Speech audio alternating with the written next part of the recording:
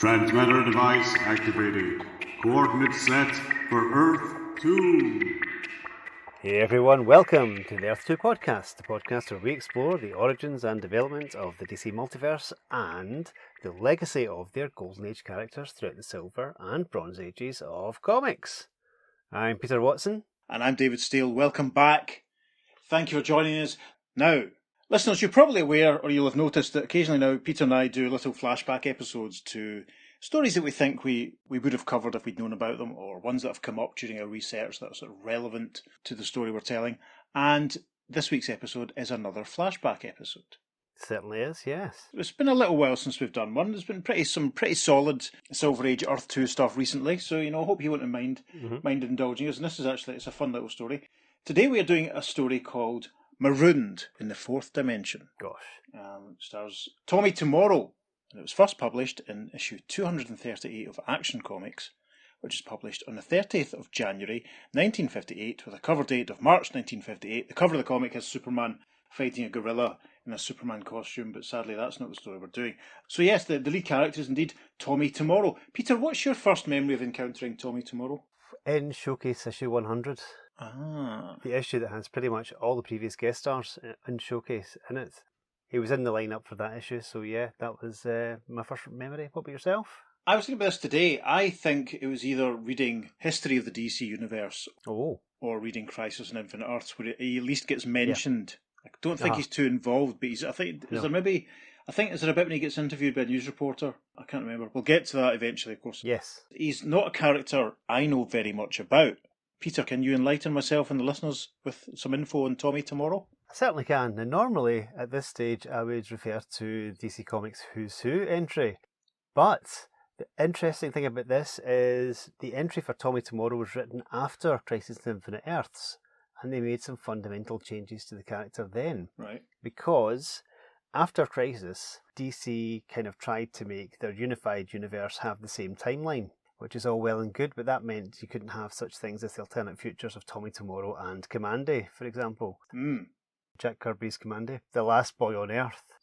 So what they did was they basically said Tommy Tomorrow is the boy who could have been Commandy, and they kind of give a little bit of Commandy's origin and then have him just kind of be Tommy Tomorrow in the Who's Who entry. Yes. I'm going to go through some of the biography from the Wikipedia page because it's actually a lot more to the point.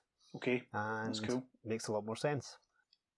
Tommy Tomorrow graduated from Spaceport, which is West Point, in the far future of 1988.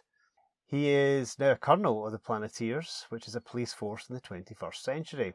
Gotham is the capital city not only of Earth but of the solar system. Wow. And every planet, every moon, and even many asteroids in the solar system seem to have some weird alien life form or sentient race in this series. And there's even a life-giving ocean on Venus.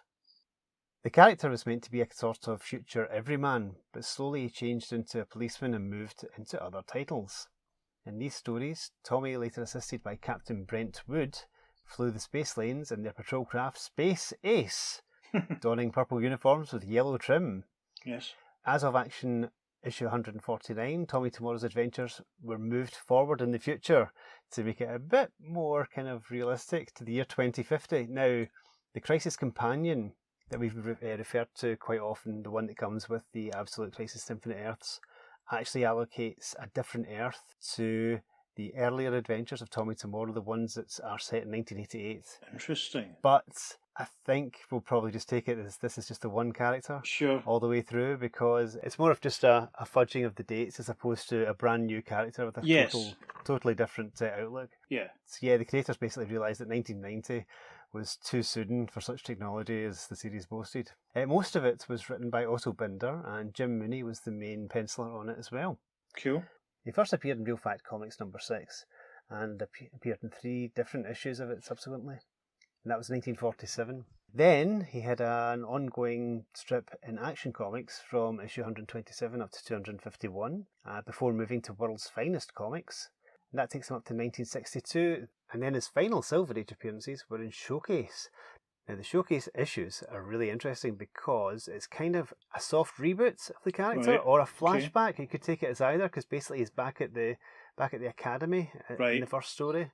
Okay. And you could see it as this is either a new version of the character starting, or it could be taken as this is just a flashback. So could we say this is a different Earth, Tommy? We don't know. We're just going to take it that this is all the same character, as far as we're concerned. So he's technically a Golden Age character then? Yeah, he does appear. First published in 1947, 1947, and published all the way up to 1962. Mm-hmm. Outlasted quite a few other people who were first published in the 40s, so that's quite interesting. Yeah. And as I said, he appeared in a few issues of Showcase, and then he next appeared in Showcase issue 100. Yep. Which I can't wait for us to do, because it's such a great story. Yeah, quite a way off, sadly, but we will get there.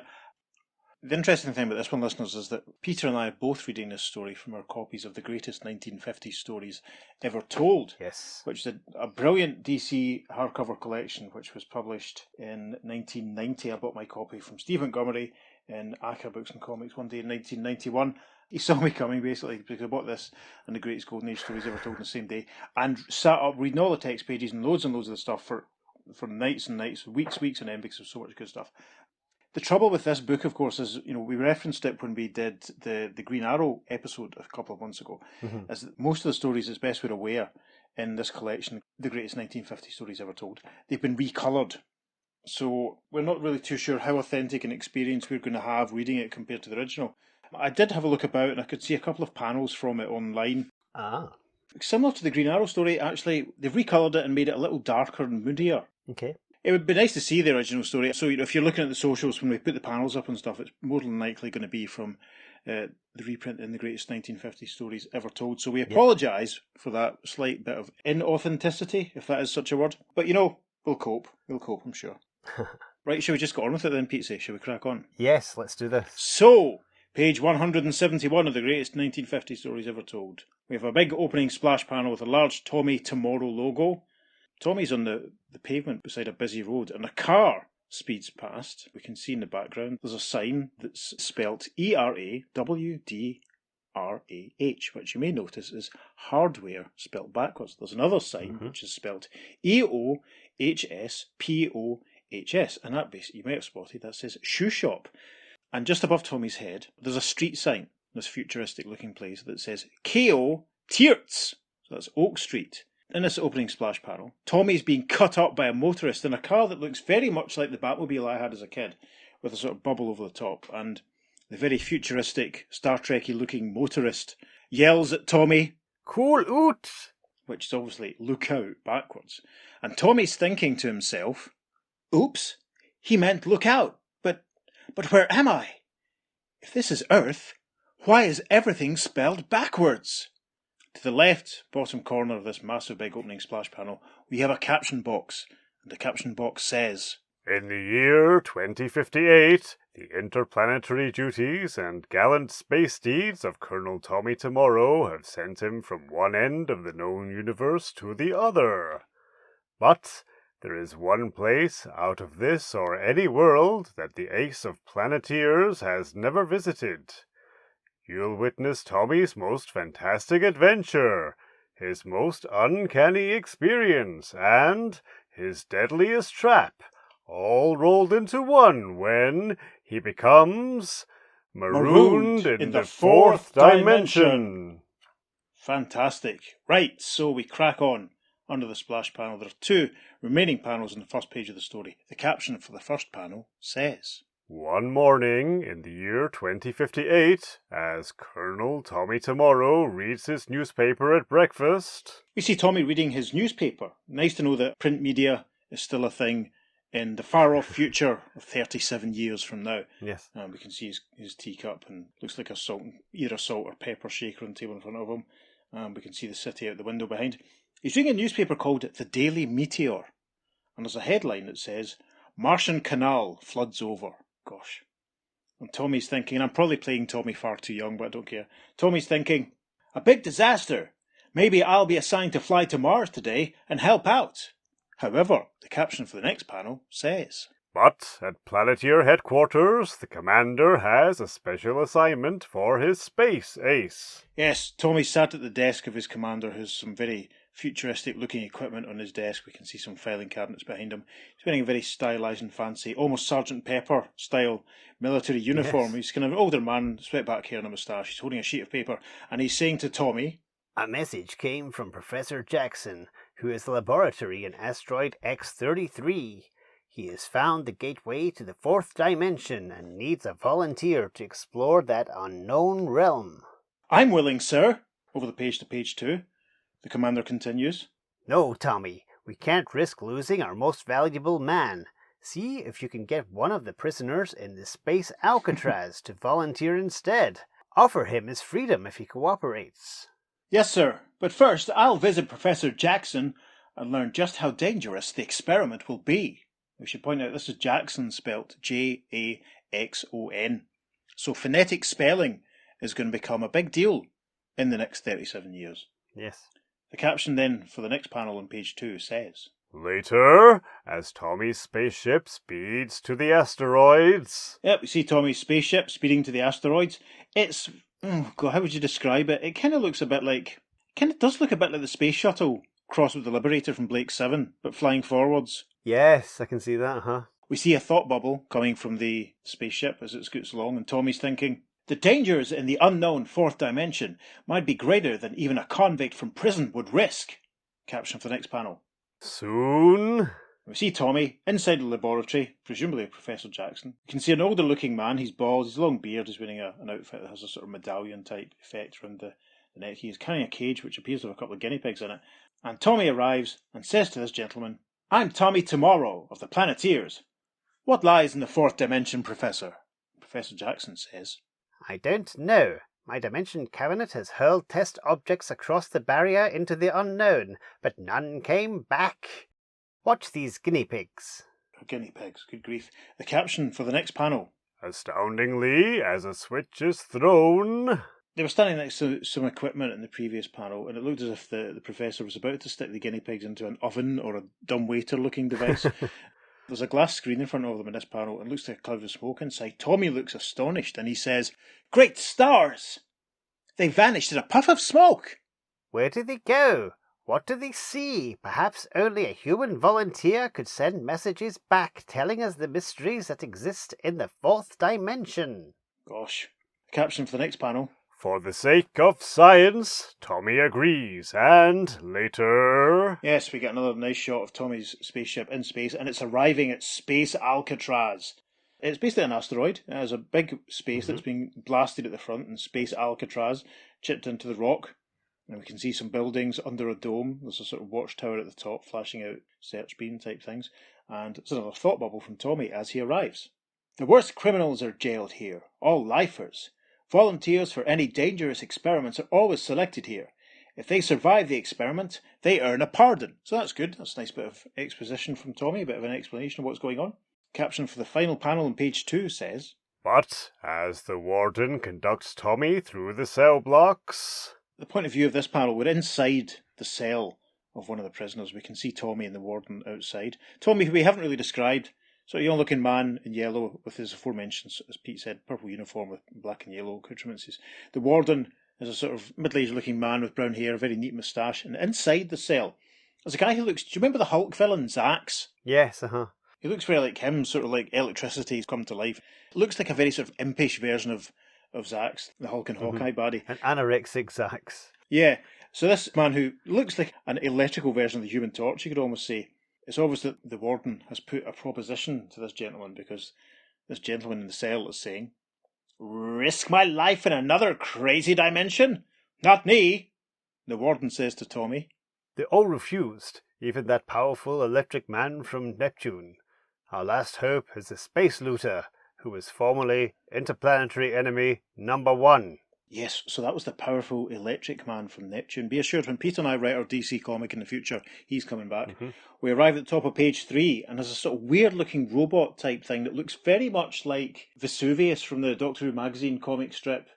Oh, what was it called? Iron Legion. The Iron Legion. Oh, See yes. what I mean? Looks very much like him. The Pat Mills one. Yeah. Yes.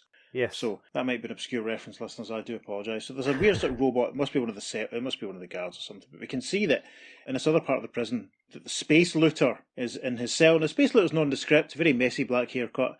In this printing, he's wearing a green overall. And the warden and Tommy are conversing outside his cell. But the space looter himself has something to say. If I return alive from the fourth dimension, the law says I go free, right? Okay, I'll chance it. And the warden says, The space looter accepted. I'll have my powerful robot guards escort him. He mustn't trick us and escape. He really mustn't. I hope he doesn't. Caption then for the next panel on page 3. Another precaution is taken. And we see as Tommy looks on, the warden is zapping, it looks like, the space looter. Don't find out what the space looter's real name is. Look, the warden looks as though he's zapping with some sort of freeze ray. And he has some dialogue which clarifies, and he says, We gave him suspended animation serum. Now this frost ray will freeze him solid in your ship. Let him try to escape from that. Good grief, is that humane? I wonder. So, panel 3, page 3, we have another caption. Slow dissolve. Later, at the asteroid lab. We're back at Professor Jackson's laboratory, and we can see here that Tommy, he has to be quite young because he's still wearing short trousers. Tommy is talking to Professor Jackson as he zaps the space looter, and Tommy says, as he does so, My ray gun flames will melt the ice and revive him now. Here's your volunteer, Professor. Professor Jackson replies, Excellent. My dimension cabinet will hurl him to some strange new dimensional universe never explored by man before. Wow. Then the caption for the next panel says, Suddenly, Tommy stumbles on a startling revelation. Yes, Tommy's looking at a piece of equipment. It looks like he just walked behind the professor's sort of main control console or something. And Tommy has a very helpful, say what you see thought bubble. And Tommy thinks, that electric cord looks loose. Great Jupiter! The cabinet isn't plugged in, and never was. The scientist only faked making things vanish by using some magician's trick cabinet.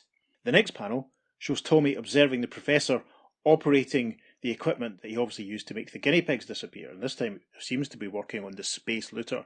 So as Tommy watches this, he thinks, and the crook isn't going to the fourth dimension either. He's dropping through a trapdoor. Yep, we can see that. There's a sort of square hole opening, it looks like, round the space looter.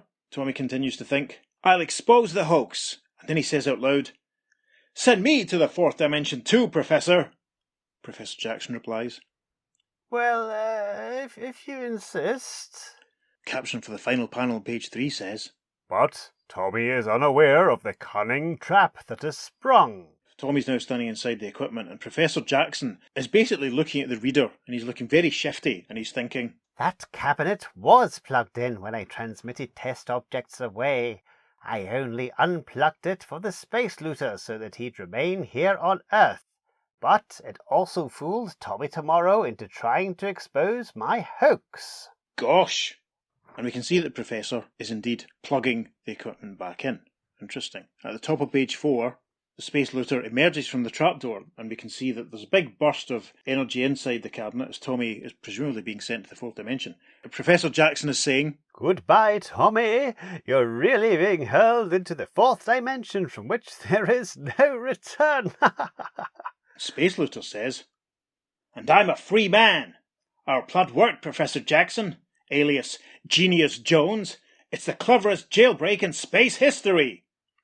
The caption for the next panel says, What will be Tommy's fate as he whirls dizzily through inexplicable twists of space-time? Yes, great shot of Tommy looking very dizzy as this happens. Little bursts of light popping around his face as he's spinning, and he's thinking, I feel as if I'm changing, turning inside out, being taken apart, atom by atom. What's happening to me? The caption then for the next panel. When Tommy steps from the cabinet, an uncanny phenomenon has taken place. We see Tommy emerging from the cabinet, and he's sort of gone, well, he looks like he's invisible, or translucent at least. It reminds me of the few Captain Triumph stories I've read when I've seen Captain Triumph's dead brother floating about around him. Of course, yes. Professor Jackson is talking to the space looter. With Tommy in the fourth dimension, he can exist in this, the earthly dimension, only as an intangible spectre. Ah, so that's what's happened. We can see in this panel that Tommy's firing his ray gun at the professor, obviously trying to take him out. But Tommy's thinking, He's right. My ray gun has no effect on them. I'm like a phantom now. The next panel, we can see Space Looter climbing into a space rocket, about to fly off. Professor Jackson, or maybe Genius Jones, is waving him off, saying, "Now you can pull robberies, Space Looter. We'll split the swag. Ha ha!" Behind them, Tommy, well, he's emerging through the wall, and he's thinking, I'll ooze out through the wall and warn the authorities. Like a phantom, Tommy finds he can waft himself through space. Tommy's looking very much like a heavenly body. He's drifting through space now. We can see a moon behind him. There's some meteors flashing past, and very helpfully, Tommy thinks, meteors crash through me without harm. I'll warn the nearest Planeteer station that the Space Looter is at large. Top of page 5 then, and the caption for the first panel says, But another shock awaits Tommy. Now, Tommy's arrived at Planeteer headquarters. We can see some of his colleagues. One guy looks like he's repairing some equipment. A couple of guys at the back of the panel, one operating some equipment, one with a clipboard. It looks like they're watching a radar type screen or something. And the translucent Spectre Phantom Tommy is standing in the doorway, and he says, Attention, men! Send ships to chase a notorious space criminal who Oh. And he thinks, wait. Nobody turned. They can't hear me or see me. I'm like a ghost. Caption for the next panel. Forlornly, Tommy drifts into space, aware of his fantastic plight. This is a pretty special looking panel. Yeah. We see the silhouette ghost of Phantom Tommy drifting through space. I was about to describe what we see, but he has another helpful say what you see thought bubble. I'm exiled from the earthly dimension, marooned in the fourth dimension. That's Spiral Nebula ahead. Why? It looks exactly like the Milky Way galaxy when photographed from a distance. I'll go there. So he drifts and wafts himself. He must really go at some speed. Yep. If he's drifted up from Planeteer headquarters and then you can see the entire what looks like the entire Milky Way galaxy. That's Blimey. it. Yeah.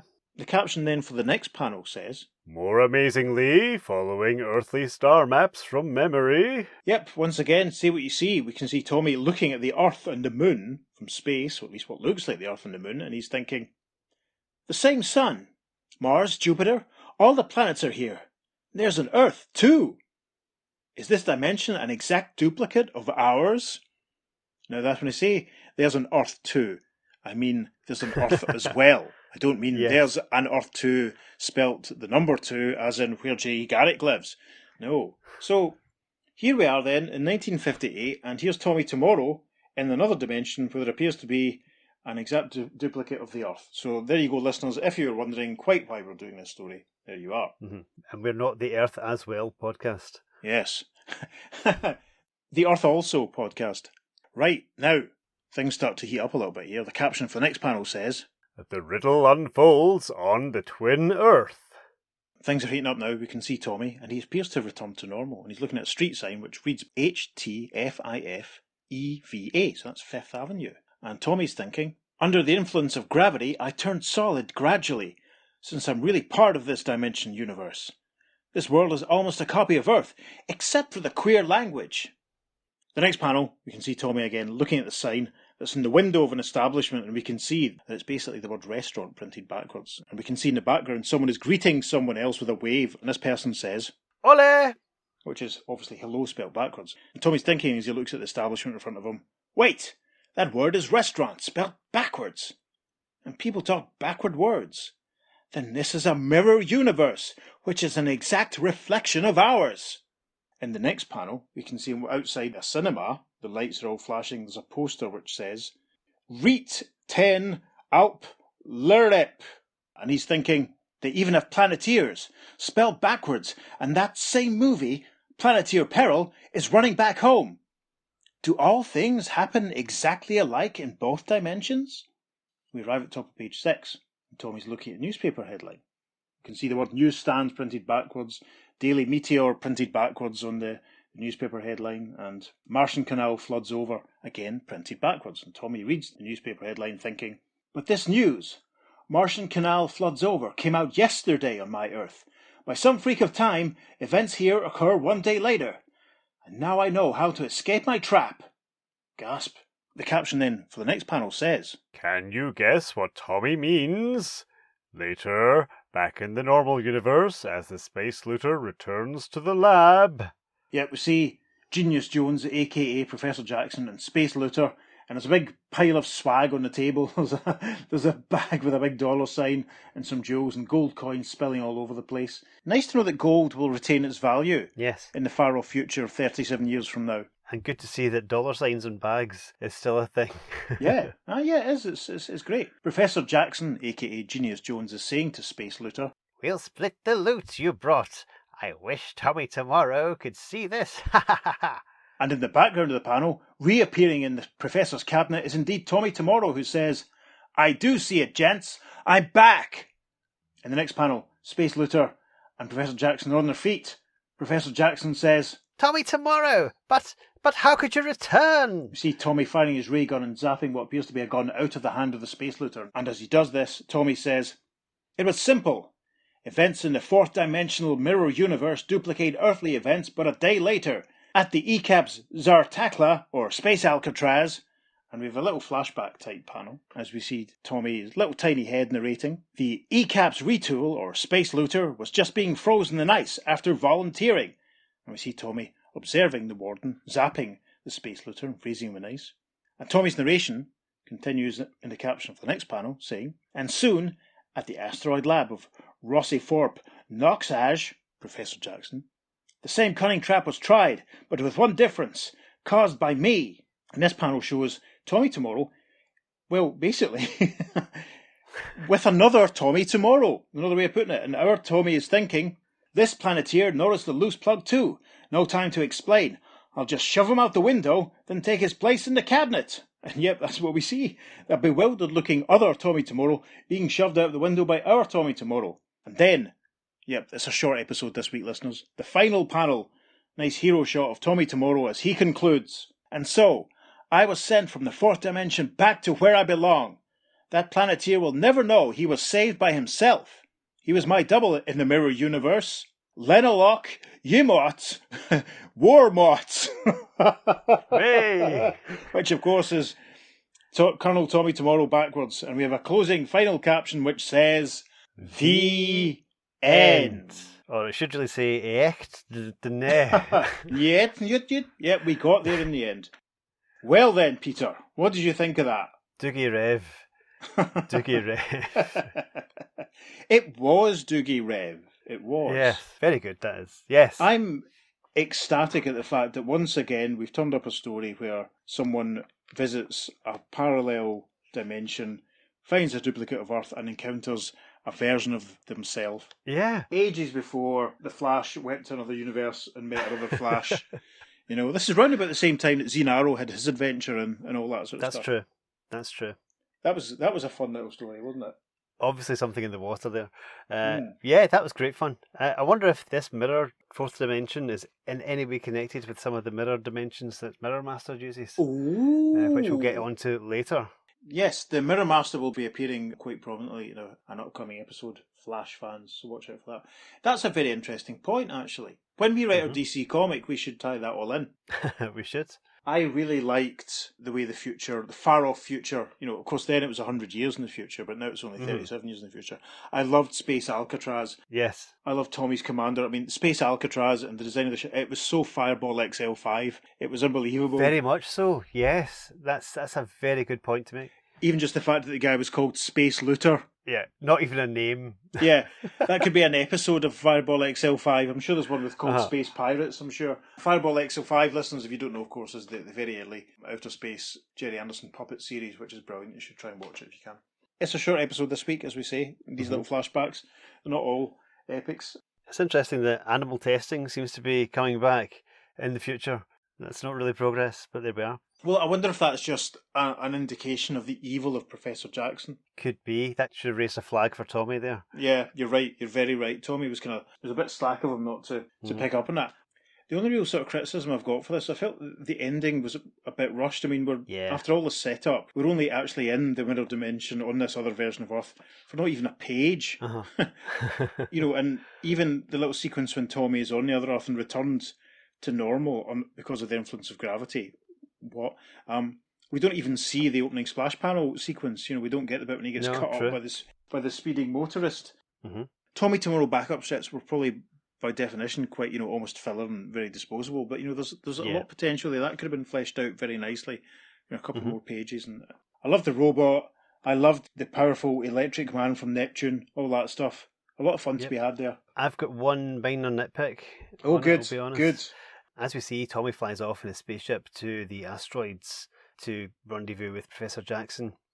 But later on, when Professor Jackson's thinking about his cabinet, he says, I only unplugged it for the space looter so that he'd remain here on Earth. He's not on Earth. He's on an asteroid. Ah, of course.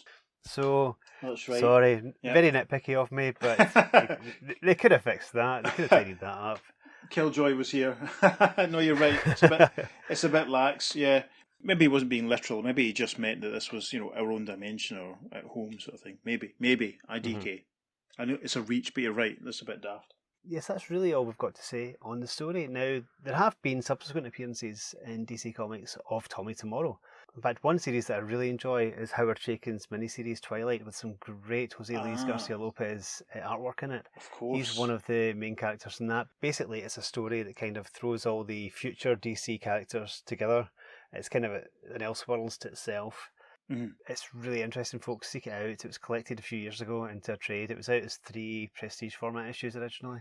Yep. But yeah, it's incredibly good and definitely worth checking out. In the DC 1 Million series, in the Starman 1 Million issue, we find out that one of the future Starmen is called Tommy Tomorrow. Of course. It's actually Tommy Tomorrow the Second. How could I have forgotten that? Because I only reread Starman last year. Listeners, at the moment, to go off on a tangent, but you'll forgive us, I'm reading the Will Payton Starman series for the very first time. I'm on about 10 or 12 issues from the end, so interesting. And I've just finished reading it and I thoroughly enjoyed it. So we'll probably talk about it later at some point. We have a plan to do an episode on sort of future Starmen, post-crisis Starmen, but that won't happen for a long time, so don't worry, it's not going to turn up anytime soon. Yeah, just like this is a flashback episode, we might do a flash forward episode every now and then. Yes. So listen out for that. Mm-hmm. Also, in the Star Trek Legion of Superheroes miniseries, there was a Captain Tomorrow that appeared in that as well. Ah, that's interesting. And just imagine Stan Lee creating the DC Universe. A teenager that grew up with Robin was called Tommy Tomorrow. Cool. And in Keith Giffen's Threshold series, which no one read in 2013, although it was quite fun, Tommy Tomorrow appears, but he appears with almost like a Martian spelling of his name, with Thomas Tamora. That's quite interesting too. Wow, I didn't know anything about all these other subsequent Tommy Tomorrows, apart from the fact I've forgotten about the one that was Starman. That's pretty cool. Yeah. So Tommy Tomorrow the Second, that's probably supposed to be the son of Tommy Tomorrow then, isn't it? Yeah. I love that. That's a great little thing to think about. Tommy Tomorrow's son was a Starman. Amazing. Exciting. I mean, we should talk about this bit very quickly. It's fascinating that, once again, really, we should reiterate this, there was another long-established DC Comics character who was cutting about and being transported into other dimensions and finding parallels. The fact that he saw another version of the galaxy and saw Arthur, it reminded me very much of the Supergirl of Two Worlds story that we did at the start of the year. Of course, yes. Just flying into space and coming across another version of Earth, or a planet like Earth at least. That felt very familiar. Although all the writing was reversed, when he saw Earth from space, the continents and everything weren't reversed. It wasn't a mirror image of Earth. Yes. It's just everything was written backwards. It wasn't an exact mirror image altogether. It was a kind of mishmash. Yeah, that's true. That's kind of interesting. Worth pointing out, definitely. Yep.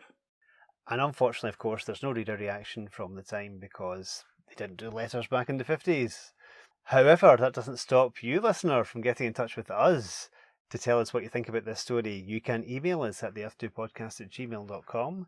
Make sure you follow us on social media because we'll be posting up a few highlights from this very issue and indeed some other Tommy Tomorrow highlights as well.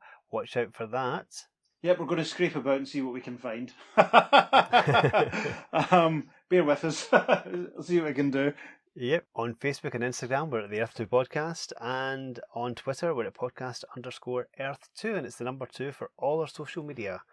And also check out our website, that's theearth2podcast.com, where you can find this and all our other episodes. So, shall we sign off by saying the Earth2 Podcast backwards? Yes, let's do that. Okay. I've been Peter. And I've been David.